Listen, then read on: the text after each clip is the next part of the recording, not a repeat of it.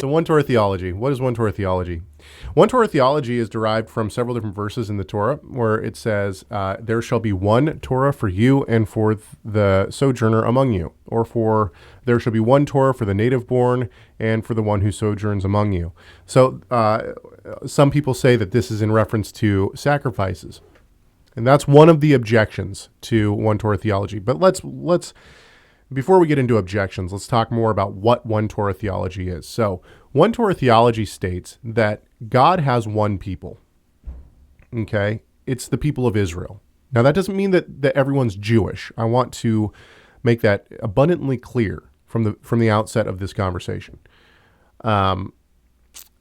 It doesn't mean that everyone's Jewish. It means that everyone who is brought into covenant status through the blood of the Messiah Yeshua is part of Israel. Now, we see this even before the covenant was given at Sinai and whatnot.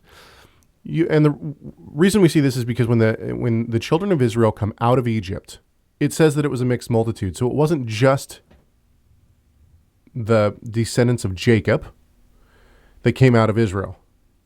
Came out of Egypt, pardon me. It was a mixed multitude. So we have to assume that there were other nationalities that were coming up that were called Israel at this point.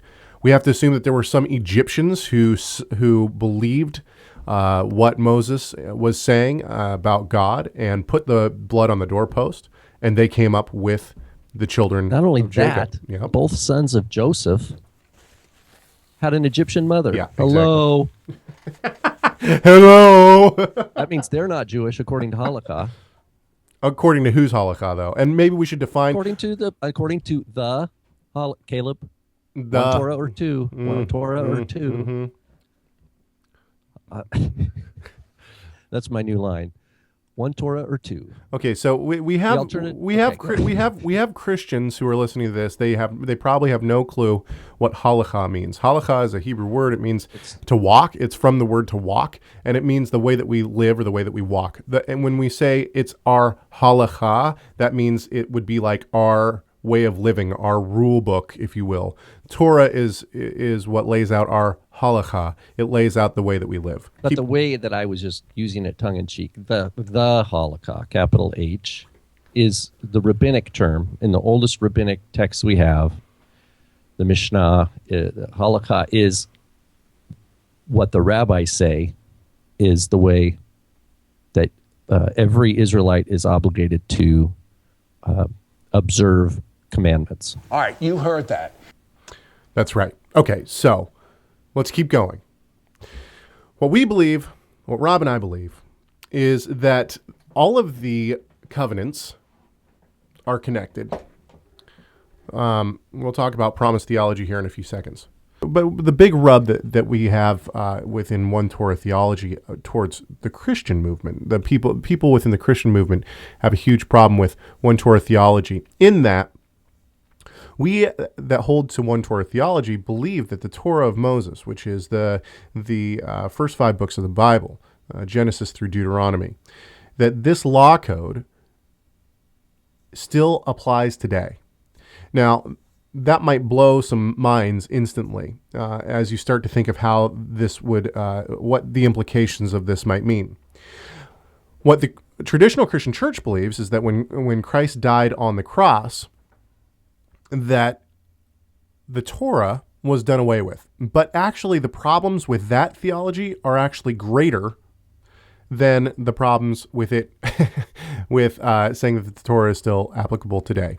And the reason why is because you would have to ask yourself, what is, what's Yeshua saying on the, oh man, I'm drawing a blank here. In Matthew 5, he's giving his great sermon, okay, and he says, "Until heaven and earth passes away, not the smallest letter or stroke will pass away from the law until all is accomplished." And so you have to deal with passages where Yeshua says things like that. It's also repeated, I believe, in Luke. And so you have these places where Yeshua says that the Torah, the law of Moses, these laws are going to be forever. They're going to be until heaven and earth passes away. And so that's your number one problem is going to be trying to deal with the places where Yeshua says, no, that's not true. The other problem that you have is that you have places within the Torah, and I'm going to, you have places inside the Torah where it says, like for instance, in Exodus 31:17, it says that the Sabbath is a sign between me and the children of Israel forever. Okay, you have the same thing with the kosher laws in Leviticus 11. It says that that this should be kept. It's perpetual. It's throughout all your generations. And so, to try to say that these laws no longer apply, you basically have to say that it didn't mean forever. The Bible didn't mean what it meant and what it said. You have other people who say, well, Paul had the authority to do away with those things. Well, I don't believe that. I don't believe that, the question would be that I would have if you believe something like that is, then why don't we believe in Muhammad? If Muhammad could come along and he could negate some of the things that were in the Bible and say that what was said here, I have something better, then why wouldn't we follow him? Why wouldn't we follow Joseph Smith? Joseph Smith came along, he said things, and, Mormonism is one of the fastest growing religions in the world today. So why don't I accept Joseph Smith as a prophet? Well, he said things that went contrary to the Torah. The very first thing that was given to us, jump in here anytime, Rob, the very first thing that was given to us by God that was written down was the first 5 books of Moses, the Genesis through Deuteronomy. It is the measuring stick. Everything else has to match up to that. If anything contradicts that, it's not truly from God. So when the book of Joshua comes along, it had to match up with Torah. When the book of Psalms came along, it had to match up with Torah. If it goes against Torah in any way, shape, or form, those first 5 books of the Bible, then it's not real. Since that was the first thing given by God, it is our measuring stick. Everything else has to line up to that. If it doesn't line up to that, it's not truly from God. Okay, so that's number one. So if Paul comes along and says the Torah is done away with, then we know that he's a false prophet. We know that he's a false teacher. He should not be listened to. He should be thrown out.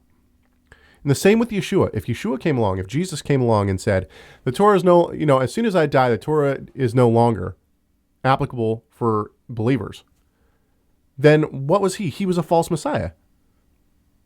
He was not truly the Messiah, if that's what he said. He didn't say that, of course. He said that the Torah was an act till heaven and earth passes away. So the point is that we have to start looking at Paul. We have to start looking at Jesus with a different set of lenses. And those lenses need to say, okay, if we truly believe that Yeshua is the Messiah, and we truly believe that Paul was a true teacher of Jesus, then what we need to do is we need to assume that it lines up with Torah. It can't be saying that it's done away with. Because if that's what they're saying, they're not true teachers.